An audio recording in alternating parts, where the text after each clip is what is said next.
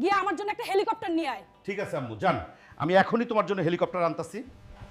আম্মুরে তো ভাব নিয়ে বলে দিলাম হেলিকপ্টার আনমু, কিন্তু পকেটে তো ফুটা পয়সাও নাই। দোস্ত শর্টকাটে বড় লোক হওয়ার বুদ্ধি দে না ব্রো, তাড়াতাড়ি টাকা কামাইতে চাইলে শেয়ার বাজারে ট্রেডিং কর, লাল বাজার। হায় হায়, এই মাকড়সার কথা শুই না সব টাকা শেয়ার বাজারে ঢালছিলাম, এখন আমি পুরাই ফকির। ও চাচা, আমারে আপনার দোকানে কামলা নেন না একটু? গেছিলাম বড় লোক হইতে, এখন যা ছিল তাও গচ্চা দিয়া মাইনষের এটো বাসন মাজতে হইতাছে।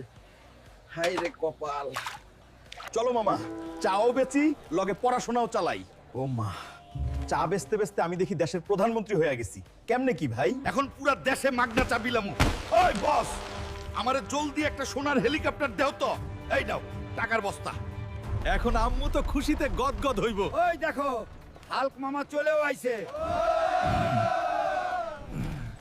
আম্মু, এই নাও তোমার জন্য সোনার হেলিকপ্টার আনছি। ওলে আমার সোনা মানিক, তুই আমার